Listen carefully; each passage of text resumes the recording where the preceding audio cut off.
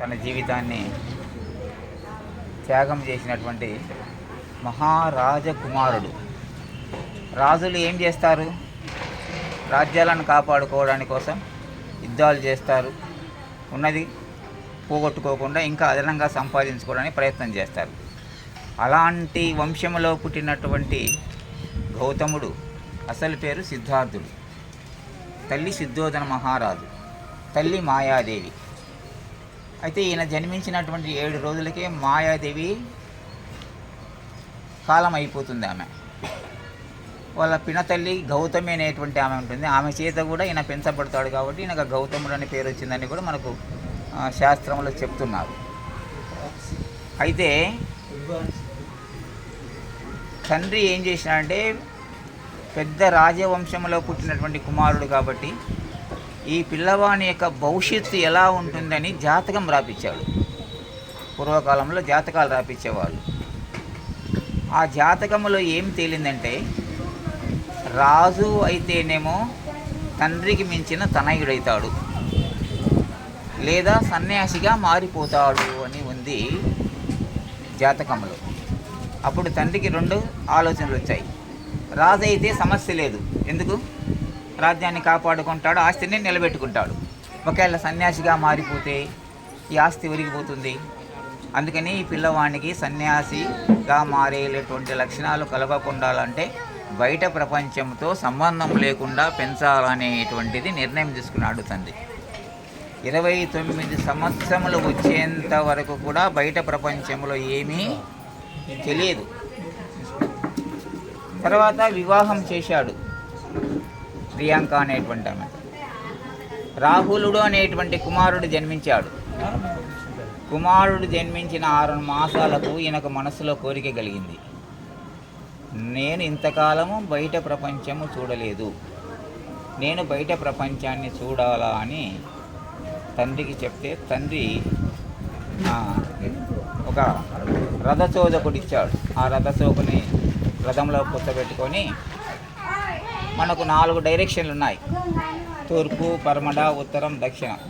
ఒకరోజు ఒకవైపుకి వెళ్ళాడు. ఆ ప్రాంతానికి పోయినప్పుడు ఒక బాగా ముసలైన పాపం, ఎందుకంటే రాజకుమారుడు పర్యటనకు వస్తున్నా అంటే ముందే చాటింపేసి ఇక్కడ ఎవరు తిరగకూడదని. మనకు మినిస్టర్ వస్తే ఏం చేస్తారు? అక్కడ ఉన్న అంగళ్ళన్నీ మూసిస్తారు, సోడా కొట్లన్నీ మూసిస్తారు, టీ కొట్లన్నీ మూసేస్తారు, అంత బంద్.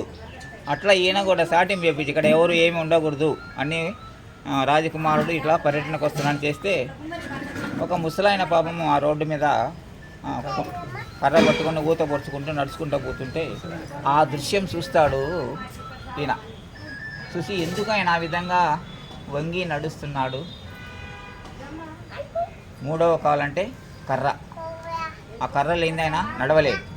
మరి ఆ స్థితి ఎందుకు వచ్చిందంటే ఎవరికైనా వయసు మెరిన తర్వాత శరీరంలో పటుత్వము తగ్గిపోతుంది.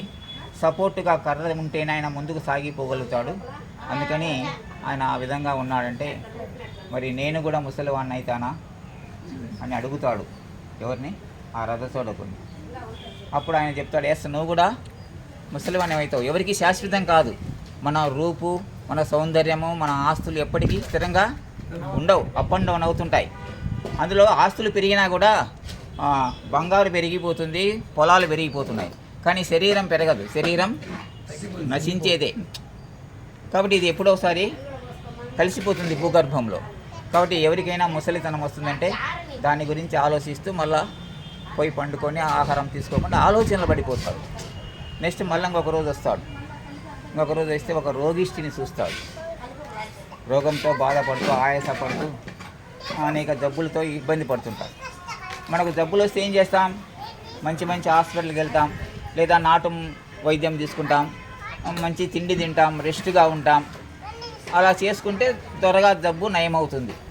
కాబట్టి ఆయన అనామకుడు, ఎవరు లేరు, డబ్బు లేదు, సరైన తిండి లేదు. అలాంటి వ్యక్తి రోజు రోజుకి ఏమైపోతాడు? శుష్కించిపోతాడు. అందుకని మనోళ్ళు చూడండి, చిన్న వాంతులైనా, బేదులైనా, కడుపు నొప్పైనా కొబ్బరి బొండాలు తెచ్చి ఇంట్లో పెట్టుకుంటారు, నిమ్మకాయ రసం తయారు చేసుకుంటారు, లేదా జ్యూసులు తయారు చేస్తాం. క్యారెట్, బీట్రూట్ అన్నీ కలిపి జ్యూస్ చేసుకొని ఇంట్లో ఇస్తారు, పుష్టికరంగా ఉంటుంది. పెరుగన్నం తినిపిస్తారు, చారన్నం తినిపిస్తారు. ఒకసారి తినబుద్ధి అంటే 2-3 సార్లు తినిపించమని చెప్తుంటారు. మధ్యలో అవి పండ్లు తినిపిస్తుంటారు, యాపిల్ పండ్లు. అంతకుముందు మేము కూడా చిన్నపిల్లలప్పుడు